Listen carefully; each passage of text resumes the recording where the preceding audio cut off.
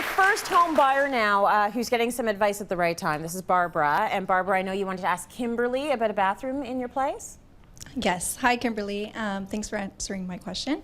My husband and I are looking to redo our master bathroom. We want to know how we can accommodate the both of us and make it a little bit more spacious. If you have any suggestions on what colors we should be using for our tiling as well as paint, that would be very helpul. Okay. They're First just of all, the sweetest things ever. Aren't they adorable? So Okay, cute. young and gorgeous. You don't need a bigger bathroom. You're fine. You'll be fine. Just 20 make it years work. from now, you'll be begging for a new wing on the house, but right now you're good. No, he's adorable, Ronnie, right? Very, very cute. Okay, so check out the bathroom. It's a bathroom that we've all seen before. You've got the terracotta colors. You got a nice big tub, one small sink. To Jackie's point about imbalance, a black piece of cabinetry in the middle of the room that steals all the thunder from everything.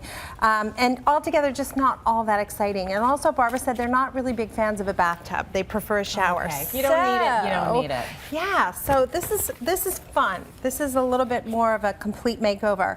If you eliminate that bathtub completely and you give yourself a nice big walk-in shower, it can be glass on both sides.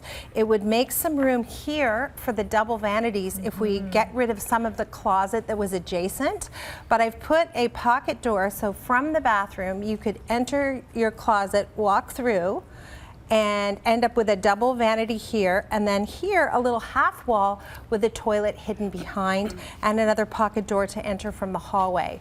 So you've got a couple different ways to enter. You've got a brand new shower. I'm going to propose something like dark oil rub bronze to be your hardware in the shower, a nice rain head that a lot of people like to have, and also the handle, maybe something really sculptural, architectural. Some mosaics. Barbara said she loves some mosaics as the backsplash, so that's fun. And that might be one of the first purchases, because once you select that color, you might be able to pull it through the rest of the room.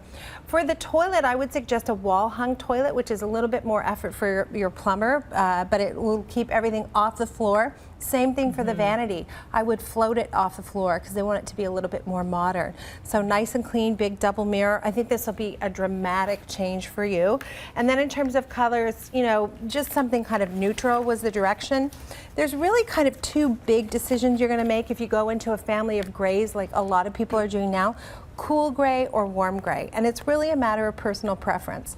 It may also be a matter of which tile you fall in love with. So something like a Stormy Monday is cool, Stone Harbor is warm. I'm a huge fan of warm grays because I'm always afraid of being cold, particularly in a bathroom where you're sort of vulnerable. So anyway, start with the tile because it's expensive, and then see where the color takes you from there. I always think these little half walls are so civilized. They are so right? lovely. Because, you know, she loves Ronnie, but how much do you love Ronnie? Well, if you want to Like- stay loving Ronnie, Yeah, have a little wall between the toilet. You can brush his teeth and you can do your thing, do right? your thing. Now, I love that Barbara came in here because she's just getting her first home. And if you're just getting your first home, we want you to take pictures of your place, take videos, upload them to our website, cityline.ca/submit. And we're going to try and help you with your decor advice. And if you're like Barbara and you're booked into our audience, tell us when you're coming. We'll answer the question when you are here, right? So fun, right? It's a lot of fun. Come in and get free advice. That's pretty fun. Free. We like that. I like that. Okay, let's get out to Louise now. Louise has a question for Jackie. Louise, what would you like to ask her? Hi, Jackie. I would like your advice on adding a little bit of personality to my living room in our townhouse. I'm particularly concerned about the wall behind the television and also the fireplace. And I'm wondering about an area rug. I can't decide what size and what color I need in that space. Okay. So Louise and I chatted, and I really like the furniture. I like the room. I think she's got some really nice pieces. The wall color that she's picked is really great. I want to address the fireplace, and we were talking about where things are not quite right in a room, and I've got to tell you, that fireplace, but before I flip the picture, I just want to show you, look at these chairs. There's a lot of chairs, so keep that in mind. And so let's look at the fireplace where there's something not right about it. Because it's a corner unit, and corner fireplaces are the bane of every designer's existence. I truly believe that. I'm starting a list of every builder who does this to people. They should be on a list. They're on a list. I have a list going. Yeah. So let's look at this one. What's weird about this is, first of all, it's hard to put stuff on it. Secondly, they've got some bulkheads on one side, but not on the other. And my first thought, and this was Louise's concern, she said, well, how do I jazz it up? And you can see that right now, there's not a lot of weight to the surface.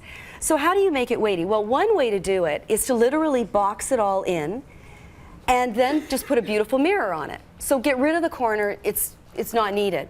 Except that this bulkhead makes it almost impossible. And her husband does do woodworking, and she's thought about this, and it's a real challenge. So you kind of look at that, that's just really, really difficult to do. So we're back to, thanks Kim, we're back now to just looking at how do you style it and give it a little bit more visual weight. So a suggestion would be you simply get a mirror, but put it on a stand. I've actually, with corniness, I've even leaned artwork in the corner, just again, just get rid of that corner. Yeah. But you can put it on a beautiful stand. It could be a mirror, and for some reason I see a mirror. You could also have just big, tall glass vases and just put some branches or something, again, to create that weight, and you're bringing it kind of forward. And then balance it off. It's very symmetrical, too, because we're trying to create symmetry in an asymmetrical space. Just maybe some little pottery pieces or something that balances it. And then finally, there's a little bit of decorative pieces on here. Take that off, repaint it, and then add a nice tile around the opening. Now then, the last thing, back to those two chairs, there's a lot of furniture in the room, and so I just really wanted to quickly reconfigure, and I'll talk, I can speak fast, everybody knows me, and then I can talk fast. So take the two chairs that I showed you in the first image and split them up. Put one on one end, which is by that corner fireplace, put the other on the other side, end table, get rid of that big chair that matches this couch. She's got some really cute little ottomans that are the surface there, that works. The TV wall was her question, and she really wanted to do something with a focal. Now she's already got a color that she's used that's quite pretty. It's Manchester Tan, which is HC81. And I'm suggesting to her, let's not reinvent the wheel. Let's do HC80, which is bleaker beige. And that's just a little stronger color. Do that on the TV wall. And then finally, I think you can use an 8x10. Run your area rug around the perimeter, just in front of the couch area, and that'll warm up the space, and she's good to go. Now that's advice. That's good. All you need is for her to follow you home.